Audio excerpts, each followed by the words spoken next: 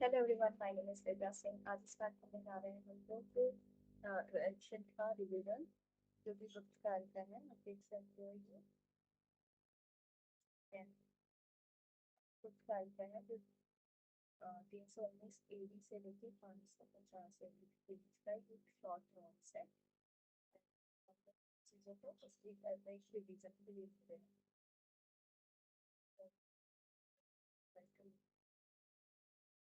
गुप्त काल प्रशासन का स्वरूप राजतंत्रात्मक, विधायी, कार्यपालिका, न्यायिका और शासन धर्मशास्त्रों के अधीन नहीं था। बस उसका सम्मान करते थे। सेना कैसी थी? चित्तरंगड़ी नौसेना थी, मौर्यों से छोटी थी। गुप्तकालीन नौकरशाही विस्तृत थी, लेकिन मौर्यों की अपेक्षा छोटी थी। पितृसत्तात्मक और इनकी जो शासन वो पितृसत्तात्मक था। चतुर्वर्ण व्यवस्था थी, अंतरराष्ट्रीय विवाह था, पर्दा प्रथा, बाल विवाह आदि प्रचलित थी उनके समय में। ये गुप्तों का है। और बाल विवाह आदि प्रचलित थी।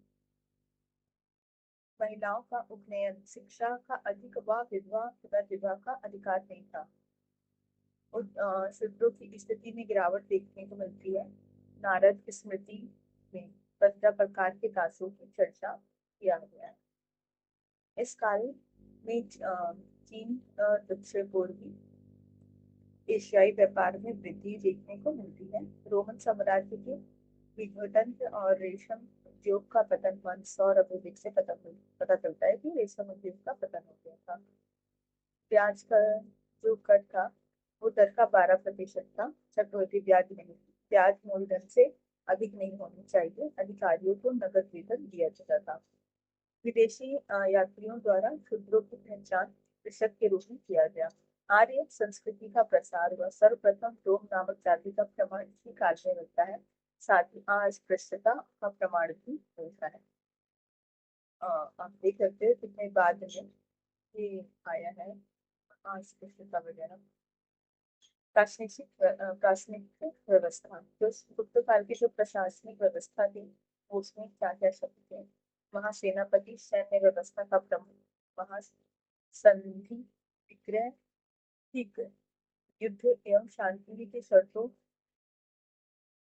का निर्धारित करने वाला विदेश मंत्री है। और वहाँ दंडपाल न्याय विभाग का प्रमुख है। विनय स्थिति संस्थापक, धार्मिक मामलों का प्रमुख। विनय स्थिति महाखपट, महाछाप, लेखा विभाग का प्रमुख।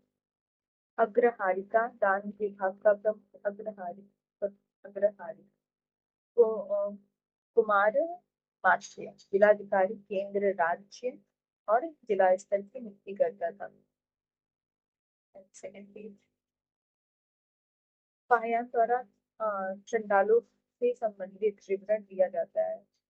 दिया दिया गया है। जाति व्यवस्था का विस्तार किसके द्वारा? पायन द्वारा दिया गया है। चंडाल संबंधित विवरण।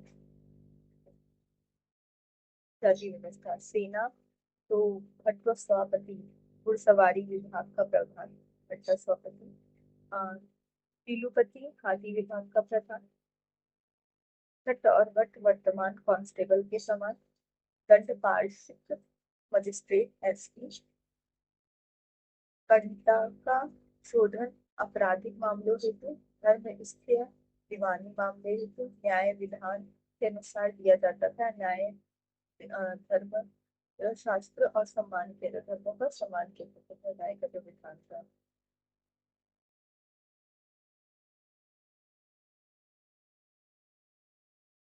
प्रांतीय शासन मुक्ति होती है। मुक्ति प्रांत उपाधिक जो होता है वो प्रांतपति या गवर्नर होता है। नियुक्ति एवं स्थानांतरण शासक द्वारा होता था। उपाधिक की सहायता के लिए व्यक्ति को इन्हीं के द्वारा चुना जाता था। विषय जिला विषय पति अधिकारी की नियुक्ति उपाधिक द्वारा की जाती थी। मतलब ये जो प्रांत होते थे, द्वितीय प्रांत के जो उपाधिक होते थे, इनकी नियुक्ति शासक के द्वारा की जाती थी और शासक के द्वारा नियुक्ति विषय श्रेयपति की मतलब जिलाधिकारी की थी जाती। दामोदरपुर के अभिलेख से विषयपति से संबंधित जानकारी प्राप्त। ग्रामीण शासक ग्राम प्रधान महत्व तथा जिसका चयन निर्वाचन द्वारा किया जाता था। ग्रामीण शासक तो जिस तरह निर्वाचन पद्धति चल रही है। राजस्व व्यवस्था उपज का 1/3 भाग भू राजस्व कर देना होता था। ये जो कर था 1/3 था। भाग को भू राजस्व कर कहते थे। भोग उपहार होता था। रंग सिंचाई कर होता था। विशिष्ट कर बेगारी कर देना। परिश्रमिक प्रश्न कार्य करना जैसे कि राज्य के लिए ही राज्य का अब इसको पांचवा तारिक कर तट कर जो तटों पे कोस्टल एरिया पे रह जाते थे। व्यापारिक कर अतिरिक्त कर जैसे एक तरह से। अनुदान ज्यादातर बंजर भूमि पर दिया जाता था। जो बंजर भूमि है उनका अनुदान दे जिसपे कर और उस पे कर भी दिया जाता था। शास्त्रों में कृषि की सिंचाई के कार्य को पुण्य का कार्य माना जाता है। इसमें पूर्ण इस पूर्ण धर्म में भी कहा जाता है तथा जिन्हें वर्ण व्यवस्था में निचले पायदान पर रखा गया है इसके उनके लिए पुण्य करने के लिए सर्वोच्च मानते हैं। जैसे कि कृष्ण पाप पुण्य के लोग गंगा में आते हैं ऐसे ही जो समय के लोग थे जिनको वो माना गया है तक माना गया उनको और ये का प्रश्न था। 4 प्रकार के सिक्कों का प्रश्न। स्वर्ण सिक्का को दिनार सोने का। चांदी के सिक्के को रूपक क्योंकि रजत मुद्रा कहते थे। तांबे के सिक्कों को मासक और कौड़ियों का उपयोग सिक्के के रूप में होता था। पाणियान ने बताया। शतरंज चतुरांग खेल का उदय गुप्तों के काल में हुआ है। गुप्त काल को इसके समृद्ध साहित्यिक योगदान के कारण भारत का स्वर्ण युग कहा भी दिया जाता था। दरबारी भाषा संस्कृत थी। केंद्रीय प्रशासन के बावजूद ग्रामीण प्रधान अपनी शक्तियों को नहीं खोया। केंद्रीय प्रशासन की वजह से ग्रामीण में शक्तियां बरकरार थी। धार्मिक क्रियाकलापों में दी गई भूमि कर मुक्त कर दी जाती थी। सती प्रथा का प्रथम साथ भानुगुप्त के विवरण अभिलेख से 510 ईस्वी का देखने को मिलता है। गुप्त काल में शासक प्रथम शासक श्रीगुप्त कुषाण वंश के अंतर्गत सामंत थे। चंद्रगुप्त प्रथम गुप्त वंश के प्रथम स्वतंत्र शासक थे। उपाधि महाराजा धीराज संवत गुप्त संवत की शुरुआत 319 ईस्वी से। सिक्का राजा रानी की प्रकार की कुमार देवी देवी दुर्गा की आकृति के सोने के सिक्के चलवाए गए हैं। इनके द्वारा चंद्रगुप्त प्रथम द्वारा समुद्र समुद्र की उपलब्धियों की जानकारी हरिश्चंद्र के त्याग प्रशस्ति से प्राप्त होती है। चंपू शैली में लिखा गया अर्थात यह ग्रंथ गद्य एवं पद्य दोनों शैलियों में लिखा गया है। सिक्के अश्व वेग पराक्रम प्रकार का सिक्का। वीणा वादक प्रकार का सिक्का। धनुधारी प्रकार का सिक्का। विजय ब्योरा उत्तर के 9 राज्यों दक्षिण के 12 राज्यों को पराजित किया। उत्तर में राज प्रश्न नीति का अनुसरण अर्थात प्रत्यक्ष नियंत्रण किया। दक्षिण में ग्रहण मोक्ष ग्रहण नीति का पालन किया अर्थात अप्रत्यक्ष नियंत्रण किया। आत्विक जंगल में रहने वालों को दास बनाया। सहानुसूरी सहनशाही आधुनिक कश्मीर वाले का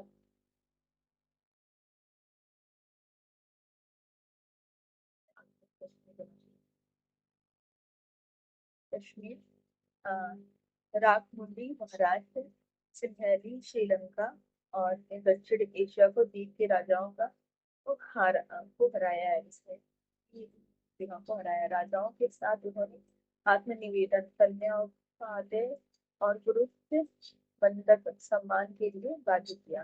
गुप्तों को राजकीय चिन्ह गरुड़ था। यहाँ संसूर शासक था।